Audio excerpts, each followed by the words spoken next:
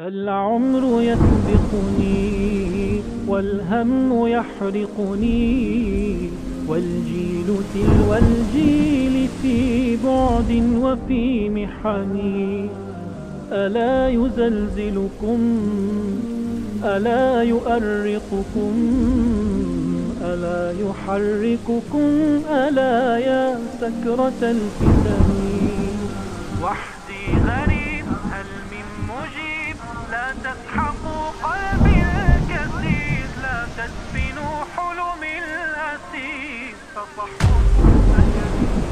نحمده ونصلي على رسوله الكريم أما بعد প্রায় যুবক ভাইয়েরা কমেন্টে প্রশ্ন করে থাকেন, শাইখ গুনাহ তো আমাকে চারিদিক থেকে জড়িয়ে ধরেছে, অনেক চেষ্টা করেও তো গুনাহ ছাড়তে পারি না, যতই দিন যায় গুনাহ কেবল বাড়তেই থাকে, গুনাহ থেকে কিভাবে বেঁচে থাকব?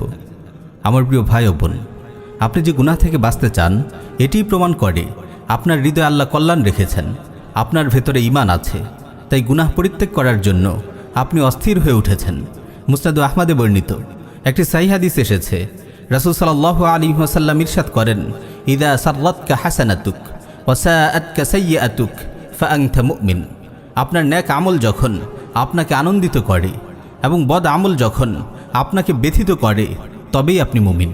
প্রিয় ভাই আমার, আপনি তারুণ্যের সোনাঝরা দিনগুলো পার করছেন, আপনি জীবনের সবচেয়ে গুরুত্বপূর্ণ অংশটুকু পাড়ি দিচ্ছেন, তাই শয়তান তার সর্বশক্তি ব্যয় করে আপনার পিছু লেগেছে। সে চায় আপনার যৌবনের পবিত্রতাকে নষ্ট করতে, সে চায় আপনার জীবনকে ধ্বংস করতে, সে চায় আপনার দাম্পত্য জীবনের মধুর আয়োজনকে জ্বালিয়ে পুড়িয়ে ছারখার করে দিতে, সে চায় আপনাকে আপনার দয়াময় রবের রহমত থেকে বহু দূর নিয়ে যেতে। তাই এই সময় আপনাকে পূর্ণ সাবধান থাকতে হবে, কোমর বেঁধে শয়তানের বিরুদ্ধে যুদ্ধে ঝাঁপিয়ে পড়তে হবে। প্রিয় ভাই ও বোন, আজ আমরা গুনাহ থেকে বাঁচার কার্যকর 3টি উপায় নিয়ে আলোচনা করব ইনশাআল্লাহ। গুনাহ থেকে বেঁচে থাকার সবচেয়ে কার্যকর উপায় হলো গুনাহের উৎসমুখই বন্ধ করে দেয়া, আর গুনাহের উৎসমুখ হলো চিন্তা ভাবনা। তাই আপনার চিন্তা ভাবনাকে 24 ঘন্টা কঠোর নিয়ন্ত্রণে রাখুন। আপনার চিন্তা ভাবনায় ফিল্টার বসিয়ে দিন। আপনার মনের দরজা জানালা এমনভাবে খুলে দেবেন না যার ইচ্ছা ঢুকবে, যার ইচ্ছা বের হবে। আপনার মনকে যা ইচ্ছা ভাবতে দেবেন না। মনে রাখবেন, যত গুনাহে আপনি লিপ্ত হন তার শুরুটা আপনার চিন্তাভাবনা থেকেই শুরু হয়।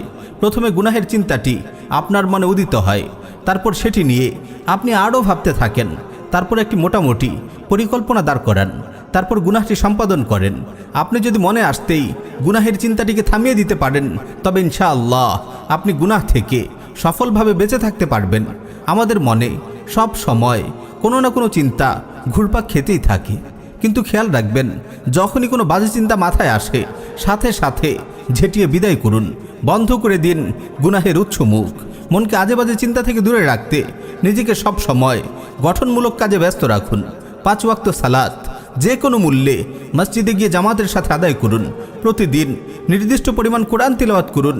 সকাল বিকালের আজকারগুলো গুরুত্ব সহকারে আদায় করুন। দিনই বইপত্র পড়ুন, আর পুরো দিন কল্যাণমূলক চিন্তায় নিজেকে ব্যস্ত রাখুন। যখনই কোনো গুনার খেয়াল মনে উদিত হয়, আপনি ইস্তেগফার পড়ুন, আল্লাহর জিকির করতে শুরু করুন। মনে রাখবেন, আমাদের মন একই সাথে দুটি চিন্তা করতে পারে না। আমরা যখন জিকিরে মশগুল হয়ে যাব, গুনাহের চিন্তা এমনিতেই থেমে যাবে।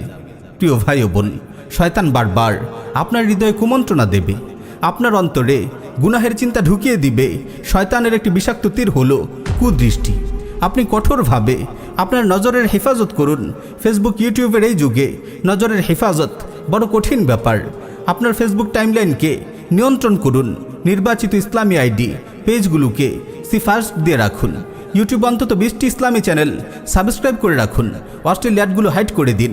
শয়তানের নিক্ষিপ্ত কুদৃষ্টির তীর যখন আপনার অন্তরে গিয়ে লাগে, আপনি আর আপনার চিন্তাকে নিয়ন্ত্রণ করতে পারেন না। তাই নজরের হেফাজতকে সর্বোচ্চ গুরুত্ব দিন। প্রিয় ভাই, গুনাহ থেকে দূরে থাকার দ্বিতীয় আরেকটি উপায় হলো সৎসঙ্গ গ্রহণ। আপনাকে অবশ্যই অসৎসঙ্গ ত্যাগ করতে হবে। দেখে শুনে নামাজি নেককার লোকদেরকে বন্ধু হিসেবে গ্রহণ করুন, যাদের দেখলে আপনার আল্লাহর কথা মনে পড়ে, আখিরাতের কথা মনে পড়ে।